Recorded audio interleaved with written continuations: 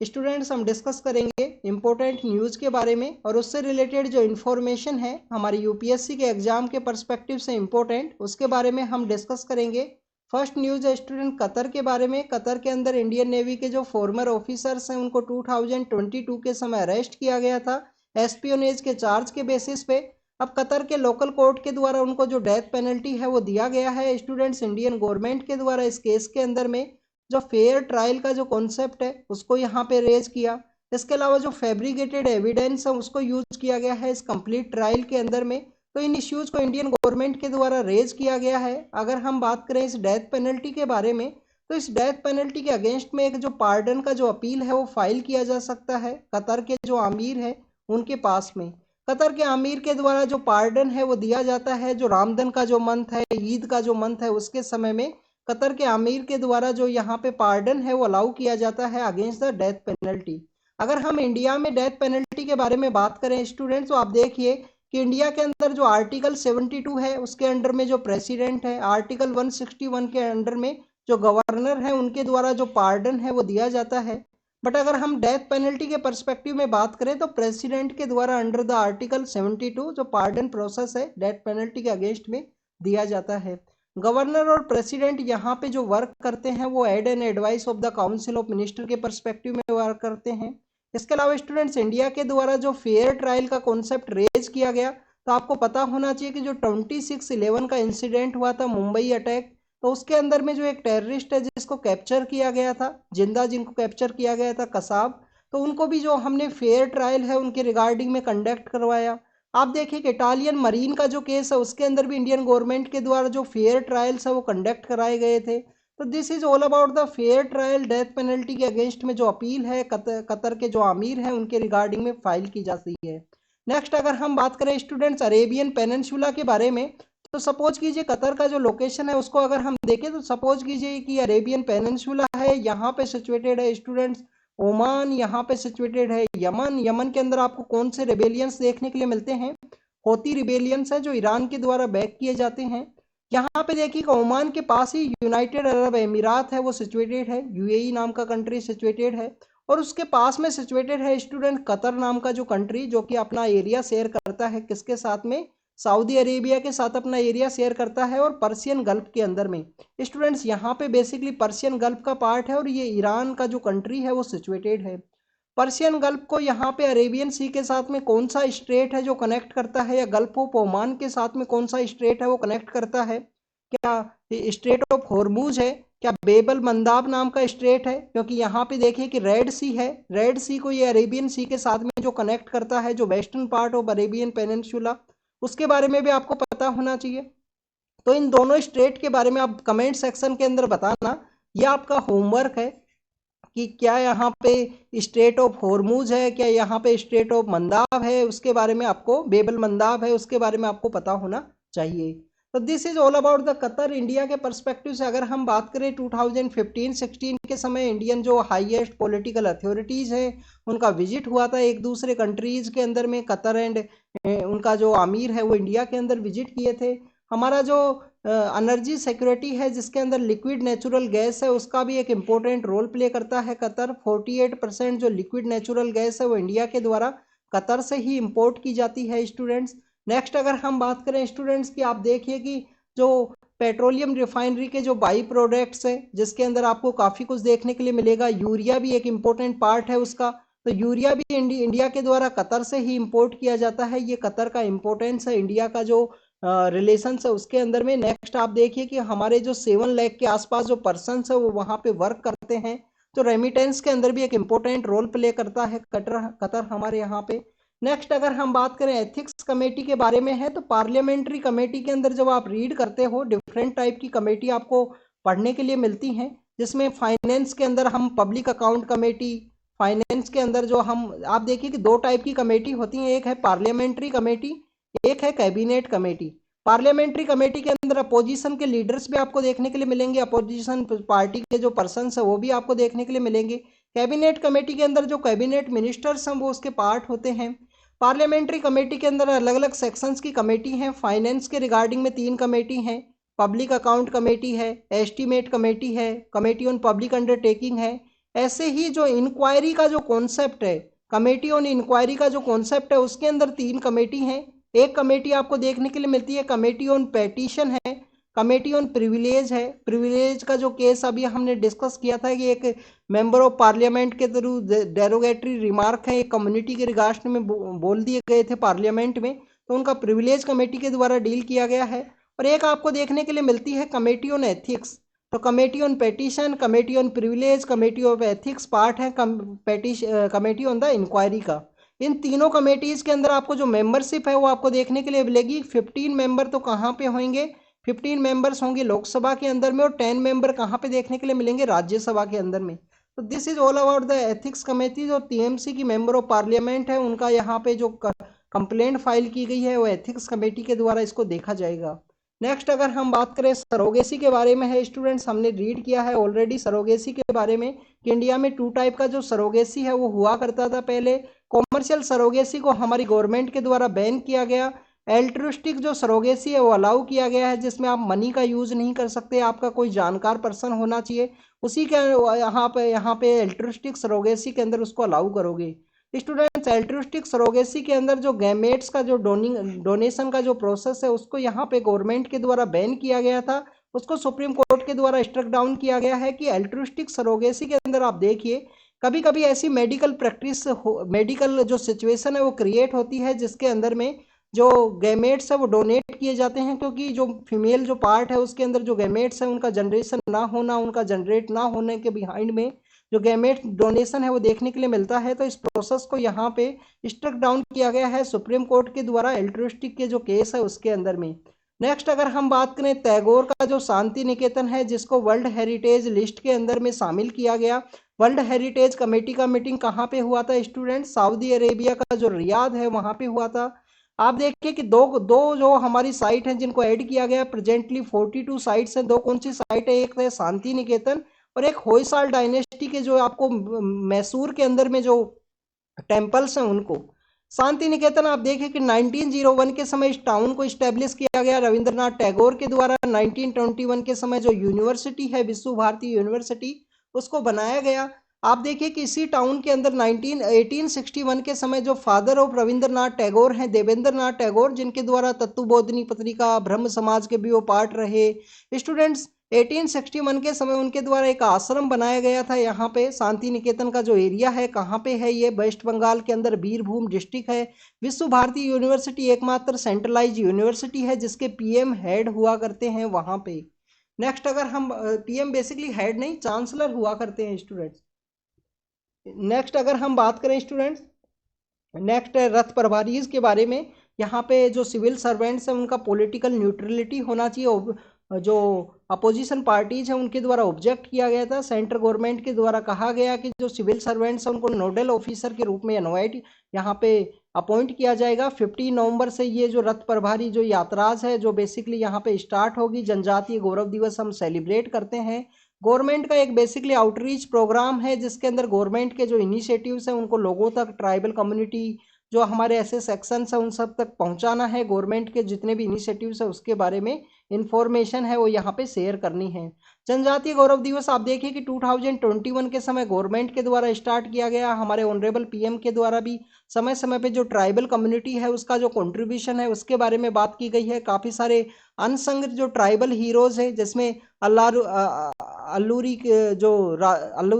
राजू हैं बेसिकली आंध्र प्रदेश के रीजन से, जिनके द्वारा मन्यम वीरुडू के नाम से भी हम जानते हैं।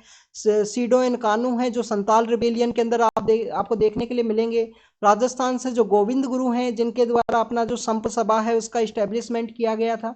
तो जनजातीय गौरव दिवस के दिन ये रथ प्रभारी हैं जिनको यहाँ पे रथ यात्रा है वो निकाली जाएगी, जिसके अंदर बेसिकली गवर्नमेंट का आउटरीच प्रोग्राम है। सिविल सर्वेंट्स को नोडल ऑफिसर के रूप में अपॉइंट किया जाएगा। उनको यहाँ पे जो पॉलिटिकल न्यूट्रलिटी है वो होना चाहिए, एक इंपॉर्टेंट पिलर है सिविल सर्वेंट्स का। नेक्स्ट आप देखिए कि जिन स्टेट्स के अंदर इलेक्शंस कैरी आउट होंगे वहाँ पे सिविल सर्वेंट्स बेसिकली इसका पार्ट नहीं रहेंगे। रथ यात्रा जो निकाली जाएंगी गवर्नमेंट के आउटरीच प्रोग्राम के अंडर में। नेक्स्ट अगर हम बात करें स्टूडेंट शिरडी के अंदर में जो कि बेसिकली एक सेंट है साईं बाबा, उनकी रिगार्डिंग में एक जगह है अहमदनगर डिस्ट्रिक्ट के अंदर में, कहाँ पे, महाराष्ट्र के अंदर में। वहाँ पे पीएम विजिट किए, उनके द्वारा वेलफेयर ऑफ फार्मर्स की जो स्कीम है उसके बारे में बताया गया, उनके द्वारा बताया गया कि जो किसान सम्मान निधि है वो कैसे एक इम्पोर्टेंट है, महाराष्ट्र गवर्नमेंट का स्कीम है, उसके बारे में भी उन्होंने मेंशन किया। नेक्स्ट अगर हम बात करें स्टूडेंट शिरडी के बारे में, अहमदनगर डिस्ट्रिक्ट के अंदर सिचुएटेड है। अहमदनगर सिटी के बारे में अगर हम बात करें, अहमदनगर सिटी का जो नाम है अहिल्याबाई नगर के नाम से कर दिया गया था। अहिल्याबाई बेसिकली होलकर रूल किया करते थे मालवा का जो रीजन है, इंदौर का जो रीजन है वहाँ से। मराठा डायनेस्टी, मराठा एम्पायर के समय में आप देखिए कि पुणे का जो एरिया है वहाँ से पेशवा रूल किया करते थे, वडोदरा से गायकवाड़ रूल किया करते थे, होलकर कहाँ से, इंदौर के रीजन से, ग्वालियर से सिंधिया रूल किया करते थे, और आप देखिए कि नागपुर से जो भोसले हैं वो रूल किया करते थे।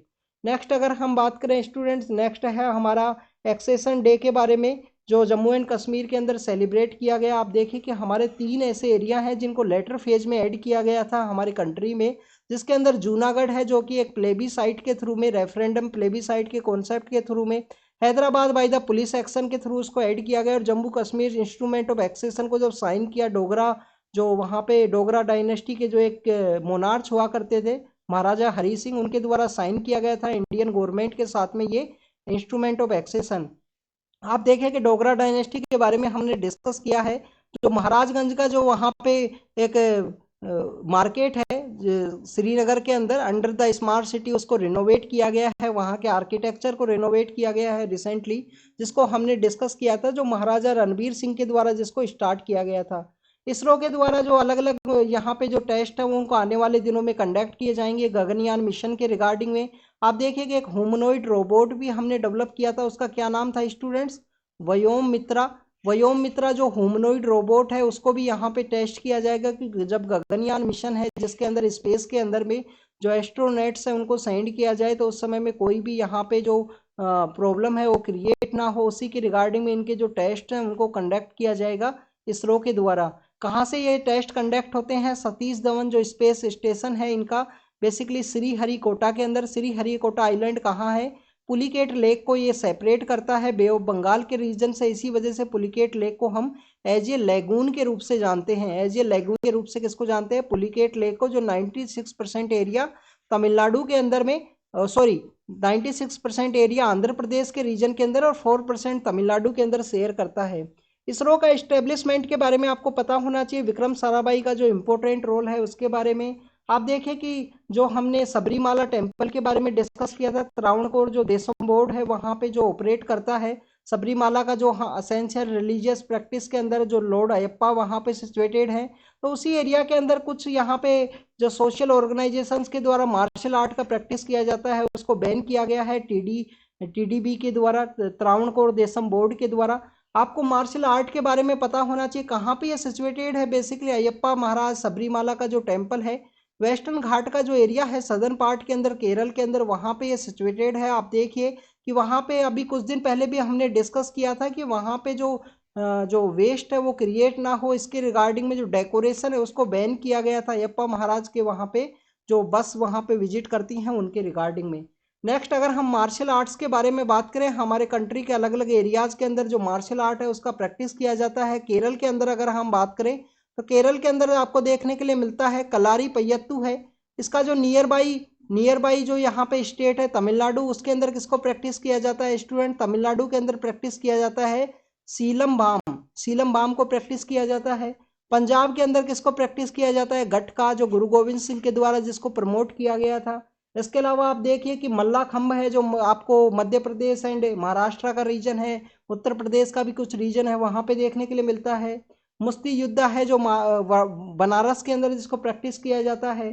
ठेंगता नाम का जो यहाँ पे एक मार्शल आर्ट है जिसको मणिपुर के अंदर प्रैक्टिस किया जाता है। This is all about the martial art, जो अलग अलग पार्ट्स के अंदर में जिसको कंट्री के अंदर प्रैक्टिस किया जाता है उनके लोगों के द्वारा, एक यहाँ पे डिफेंस के रूप में ये काम करते हैं, उनके कोई भी अटैक है उससे बचाने के लिए।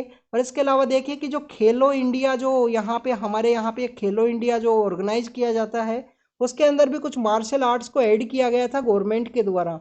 मैसूर के अंदर दशहरा सेलिब्रेट होता है, एलिफेंट का जो गज यात्रा है वहाँ पे निकाला जाता है, उन एलिफेंट्स को यहाँ पे वापस से उनका जो कैंप है, जंगल के जो कैंप है उसके अंदर में सेंड किया गया है। आप देखिए दशहरा फेस्टिवल के बारे में आपको पता होना चाहिए, मैसूर के अंदर ये सेलिब्रेट होता है। कोटा के अंदर राजस्थान के अंदर, और जो कुल्लू का रीजन है हिमाचल प्रदेश, ये 3 जगह हैं जहाँ पे दशहरा फेस्टिवल आपको काफ़ी बिग स्केल के ऊपर में देखने के लिए मिलता है। नेक्स्ट अगर हम बात करें स्टूडेंट्स, जो मैसूर का जो दशहरा है वो कम्प्लीटली डिफरेंट है।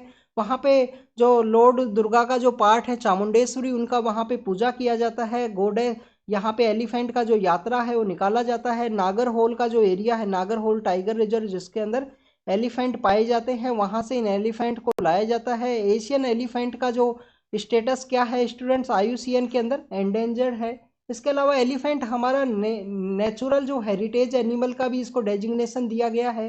आप देखिए कि इंडिया के अंदर सबसे ज़्यादा जो एलिफेंट रिजर्व है वो कौन से स्टेट के अंदर है। तमिलनाडु के अंदर सबसे ज़्यादा एलिफेंट रिजर्व है, और उसी के बराबर आपको आसाम के अंदर देखने के लिए मिलते हैं। तो एलिफेंट रिजर्व सबसे ज़्यादा कौन से स्टेट के अंदर है, तमिलनाडु है। उसके अलावा आप देखिए कि आसाम है। अगर हम एलिफेंट की पॉपुलेशन के बारे में बात करें तो सबसे ज़्यादा आपको कर्नाटका के अंदर में, कर्नाटका के अंदर सबसे ज़्यादा जो पॉपुलेशन है वो देखने के लिए मिलती है, फिर आसाम के अंदर है, और फिर केरला के अंदर जो एलिफेंट का जो पॉपुलेशन है वो पाया जाता है।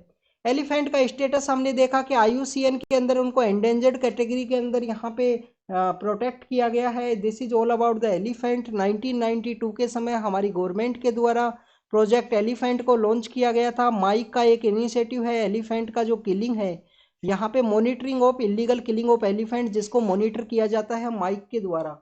नेक्स्ट चाइना भूटान के बारे में है, तो उनके द्वारा फ्यूचर के समय में जो डिप्लोमेटिक रिलेशंस है उसको इस्टेब्लिश किया जाता है। बाउंड्री टॉक के रिगार्डिंग में है। इंडिया का जो कंसर्न है वो सिलीगुड़ी कॉरिडोर के रिगार्डिंग में है, क्योंकि भूटान का जो वेस्टर्न पार्ट है उसके अंदर में आपको डोकलाम देखने के लिए मिलेगा। चाइना के द्वारा इसको स्वैप करने की बात की गई है, क्योंकि हो सकता है चाइना भूटान को जो तिबेतियन एरिया के साथ भी अपना एरिया शेयर करता है ऑटोनोमस रीजन के साथ में, तो नॉर्दर्न पार्ट के अंदर इसको जो ज़्यादा ज़मीन है वो दे दी जाए और इसका जो डोकलाम है वो ले लिया जाए, जो कि इंडिया का एक सिलीगुड़ी कॉरिडोर के पास में सिचुएटेड है। सिलीगुड़ी कॉरिडोर बेसिकली हमारा जो नॉर्थ ईस्ट का स्टेट्स हैं उनसे यहाँ पे जो कनेक्टिविटी के रिगार्डिंग में एक इम्पोर्टेंट जो रोल है वो प्ले करते हैं। स्टूडेंट्स, इसी कॉरिडोर के आसपास के रीजन के अंदर में जो जकारलंग का एरिया है, इसके अलावा जो परसम लेक का एरिया है, उसके अंदर में जो चाइना है अपना जो क्लेम है वो शो करता है। तो इंडिया के कुछ कंसर्न है। इसके अलावा अगर डिप्लोमेटिक रिलेशंस इस्टेब्लिश होते हैं तो आप देखिए कि हमारे कुछ नाइबर कंट्रीज जिसने चाइना के साथ में डिप्लोमेटिक रिलेशंस इस्टेब्लिश किए गए, फिर उसके बाद में वो कम्प्लीटली एंटी इंडिया जो सेंटीमेंट्स है वो देखने के लिए मिले, चाहे वो नेपाल का स्टेट एरिया हो, चाहे वो यहाँ पे श्रीलंका हो, या मालदीव जो आइलैंड है वो हो। उनके द्वारा आफ्टर द चाइना के साथ रिलेशन इस्टेब्लिश होने के बाद में एंटी इंडिया सेंटीमेंट्स है वो देखने के लिए मिले हैं। और चाइना का एक पॉलिसी भी है बेसिकली इंडिया को यहाँ पे एन सर्कल करने के रिगार्डिंग में, कि इंडिया को यहाँ पे अलग अलग तरीके से एन सर्कल किया जाए चाइना के द्वारा। नेक्स्ट है स्टूडेंट्स अन्नामलाई टाइगर रिजर्व के बारे में। आपको टाइगर के बारे में पता होना चाहिए। टाइगर का IUCN स्टेटस क्या है, सबसे ज़्यादा टाइगर का पॉपुलेशन कहाँ पे मिलता है। NTCA के द्वारा, नेशनल टाइगर कंजर्वेशन अथॉरिटी के द्वारा टाइगर का जो पॉपुलेशन है उसको यहाँ पे सेंसस है वो कैरी किया जाता है। अन्नामलाई टाइगर रिजर्व के बारे में अगर हम बात करें स्टूडेंट्स, ये बेसिकली आपको तमिलनाडु के एरिया के अंदर देखने के लिए मिलता है। वेस्टर्न घाट का जो सदर्न पार्ट है, वेस्टर्न घाट जहाँ पे 16 फॉरेस्ट सिचुएटेड है, वहाँ पे अन्नामलाई टाइगर रिजर्व है। कोयम्बटूर का जो डिस्ट्रिक्ट है, इसके अलावा आप देखिए कि वहाँ पे कड़ाई कैनाल है, कोयम्बटूर है। इसके अलावा ऊटी का जो एरिया है वहाँ पे ये अन्नामलाई टाइगर रिजर्व सिचुएटेड है। तो चीफ वाइल्ड लाइफ वार्डन है जो तमिलनाडु के, उनके द्वारा यहाँ पे एक टाइगर को री इंट्रोड्यूस किया गया था, री वाइल्डिंग जो प्रोजेक्ट है उसके अंडर में, और उसी को यहाँ पे मॉनिटर करने की बात की गई है। तो अन्नामलाई टाइगर रिजर्व जो कि बेसिकली नीलगिरी फॉरेस्ट रिजर्व का पार्ट है। नेक्स्ट आपको ये पता होना चाहिए कि चीफ वाइल्ड, आपका एक होमवर्क है स्टूडेंट्स यहाँ पे, तो चीफ वाइल्ड लाइफ वार्डन है जिसके रिगार्डिंग में UPSC प्रीलिम्स 2023 में क्वेश्चन पूछा गया। वाइल्ड लाइफ प्रोटेक्शन एक्ट के अंदर में, वाइल्ड लाइफ प्रोटेक्शन एक्ट है 1972 का, उसके अंडर में इनको क्या पावर है। तो आप चीफ वाइल्ड लाइफ वार्डन के बारे में रीड करना, उसके जो इंपॉर्टेंट पावर है, हंटिंग के रिगार्डिंग में क्या पावर है, वाइल्ड लाइफ प्रोटेक्शन एक्ट के जो डिफरेंट डिफरेंट शेड्यूल्स है उसके बारे में रीड करना, ये आपका यहाँ पे होमवर्क है। नेक्स्ट आप NTCA के बारे में डिस्कस किया, प्रोजेक्ट टाइगर के बारे में डिस्कस किया, सेंट पीटर्सबर्ग डिक्लेरेशन के बारे में आपको पता होना चाहिए जिसमें टाइगर का पॉपुलेशन है उसको यहाँ पे डबल करने की बात की गई थी। आप देखिए कि मणिपुर का जो रीजन है, मणिपुर के अंदर इंटरनेट बैन है, उसको किया गया है। इंटरनेट के रिगार्डिंग में कौन सा केस है स्टूडेंट्स? अनुराधा बसीन versus union of India case, जिसको इंटरनेट को आर्टिकल 19 का पार्ट माना गया, आर्टिकल 21 का भी पार्ट माना गया, राइट टू लाइफ के अंदर, right to business under the article 19। तो आप इंटरनेट को बैन को एक्सटेंड किया गया है मणिपुर के अंदर, वहाँ का पीस एंड सिक्योरिटी के परस्पेक्टिव में। कौन से एक्ट के थ्रू इंटरनेट को बैन किया जाता है स्टूडेंट्स? इंटरनेट को बैन किया जाता है स्टूडेंट्स यहाँ पे टेलीग्राफ एक्ट है, जिसको 2017 के समय अमेंड किया गया था, उसके पर्सपेक्टिव में इंटरनेट है उसको बैन किया जाता है। अगर हम बात करें central board of direct taxes के बारे में, तो उसके द्वारा अपोजिशन का जो ये क्वेश्चन था कि हमारे यहाँ पे जो टैक्स पे करने वाले जो पर्सनस है उनकी संख्या रिड्यूस हुई है, तो उसके बारे में बात की गई है कि जो टैक्स पे करने वाले जो पर्सनस हैं उनका 6.6% जो पॉपुलेशन है वो यहाँ पे इंक्रीज हुआ है, उसके बारे में central board of direct tax के द्वारा कहा गया। नेक्स्ट स्टूडेंट्स, इंडिया का जो ग्रीन हाइड्रोजन प्रोजेक्ट है उसके बारे में कंसर्न्स रेज किए गए हैं। आप देखिए कि नेशनल हाइड्रोजन मिशन, जिसको जनवरी के मंथ के समय लॉन्च किया गया था गवर्नमेंट के द्वारा, ग्रीन हाइड्रोजन जिसके अंदर प्रोड्यूस किया जाएगा। इसी नेशनल हाइड्रोजन मिशन के अंदर एक साइट नाम का जो कॉन्सेप्ट था, साइट कॉन्सेप्ट क्या है स्टूडेंट? साइट कॉन्सेप्ट है strategic intervention for green hydrogen and transition programme था, वो ministry of new and renewable energy का। नेशनल हाइड्रोजन मिशन के बारे में बात करें, इसके अंदर जो ग्रीन हाइड्रोजन है उसको प्रोड्यूस किया जाएगा जिससे एमिशन को रिड्यूस किया जा सके। यहाँ पे कंसर्न्स ये रेज किए गए हैं कि अगर प्रॉपर वे में इंस्पेक्शन नहीं किया गया तो जो और भी ज़्यादा जो पॉल्यूशन है वो क्रिएट हो सकता है यहाँ पे ग्रीन हाइड्रोजन की वजह से। आप ग्रीन हाइड्रोजन आपको पता होना चाहिए कि जिसके अंदर हाइड्रोजन का प्रोड्यूस होगा इलेक्ट्रोलाइसिस ऑफ वाटर के थ्रू। ग्रीन हाइड्रोजन के अंदर में इलेक्ट्रोलाइसिस ऑफ वाटर के थ्रू यहाँ पे हाइड्रोजन का प्रेजेंस प्रोड्यूस होगा। रिन्यूएबल जो एनर्जी सोर्स है उसको यूज किया जाएगा, जैसे कि सोलार है, विंड है, इन सबको यूज किया जाएगा ग्रीन हाइड्रोजन के प्रोडक्शन के अंदर में। एक आपको ब्राउन हाइड्रोजन भी देखने के लिए मिलता है जिसको कोल को यूज किया जाता है उसके प्रोडक्शन के अंदर में। एक आपको ग्रे हाइड्रोजन देखने के लिए मिलता है जिसके अंदर लिक्विड जो नेचुरल गैस है उसको यूज किया जाता है हाइड्रोजन के प्रोडक्शन के अंदर में। और एक ब्लू हाइड्रोजन भी है जिसके अंदर जो कार्बन यहाँ पे रिलीज होंगे उन कार्बन को बेसिकली कैप्चर किया जाएगा ब्लू हाइड्रोजन के अंडर में। तो this is all about the hydrogen mission, उसका जो पर्सपेक्टिव है उसको हमने डिस्कस किया। नेक्स्ट स्टूडेंट, तालिबान के एक यहाँ पे तालिबान के द्वारा एक एक्टिविस्ट हैं जो गर्ल एजुकेशन को प्रमोट करते थे, उनको अरेस्ट किया गया था, उनको अब रिलीज किया गया है अफगानिस्तान के अंदर में। नेक्स्ट आप देखिए कि जो कुर्दिश पर्सन है उनके द्वारा एक अटैक कैरी आउट करना था, तो उनके अगेंस्ट में जो तुर्की की जो फोर्सेज है उनके द्वारा एक उनको जो काउंटर किया गया है, उनका इसमें डेथ हुआ है, उसको यहाँ पे एक्सप्लेन किया गया है। आप देखें कि आर्मेनिया और अजरबैजान के अंदर में एक कन्फ्लिक्ट था। सपोज कीजिए आर्मेनिया है या अजरबैजान है, उसका कैपिटल बाकू है, आर्मेनिया एक लैंडलॉक कंट्री है। आर्मेनिया का यहाँ पे अजरबैजान के अंदर एक एरिया था नगोर्नो काराबाख, जो कि बेसिकली आर्मेनिया के अंडर आपको देखने के लिए मिलता था, अब उसको यहाँ पे अजरबैजान के द्वारा कैप्चर किया गया है। तो स्टूडेंट्स, उसी के रिगार्डिंग में जो पीस डील है उसको साइन करने की बात की गई थी आर्मेनिया। उसके बाद में जो इंटरनेशनल क्रिमिनल कोर्ट है उसको भी यहाँ पे जो ज्वाइन करने की बात आई थी उस समय में हमने डिस्कस किया था। तो this is all about the Armenian Azerbaijan. Azerbaijan का जो कैपिटल है वो बाकू है। और आप देखिए कि कैस्पियन सी के साथ अपना एरिया शेयर करता है। कैस्पियन सी के जो कंट्रीज है उनको तारीख का एक निमोनिक है, उसके थ्रू हम याद करते हैं। तारीख में जो 5 कंट्री हैं जो कैस्पियन सी के साथ अपना एरिया शेयर करते हैं। Next is all about the Slovakia के बारे में है। स्लोवाकिया स्टूडेंट्स एक लैंडलॉक कंट्री है। स्लोवाकिया के द्वारा कहा गया है कि वेस्टर्न साइड से जो भी एड है यूक्रेन को सप्लाई करना है उसको इनके द्वारा एक्सटेंड नहीं किया जाएगा यूक्रेन के रिगार्डिंग में। सपोज कीजिए कि ये स्लोवाकिया नाम का कंट्री है, स्लोवाकिया नाम का कंट्री है। यहाँ पे आपको जो पोलैंड है वो देखने के लिए मिलता है। यहाँ पे जो सदर्न पार्ट के अंदर जो आपको देखने के लिए मिलेगा जो हंगरी है वो सिचुएटेड है। वेस्टर्न पार्ट के अंदर ऑस्ट्रिया सिचुएटेड है। ऑस्ट्रेलिया नहीं स्टूडेंट, ऑस्ट्रिया सिचुएटेड है। और यहाँ पे जो सिचुएटेड है वो है स्टूडेंट चेक रिपब्लिक, यहाँ पे सिचुएटेड है। This is all about the Slovakia. उनके द्वारा एड है उसको यहाँ पे सप्लाई करने से मना किया गया है। इसराइल का जो गाजा स्ट्रिप है वो कंटिन्यूस न्यूज़ के अंदर है 15 डेज से, उसके बारे में हमने काफ़ी बार डिस्कस किया है। तो जो भी इंपॉर्टेंट इन्फॉर्मेशन है हमारे एग्जाम के परस्पेक्टिव से उसको हमने डिस्कस किया।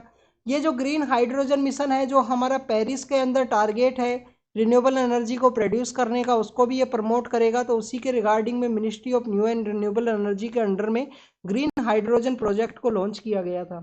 तो student, this is all about today discussion. Thank you very much.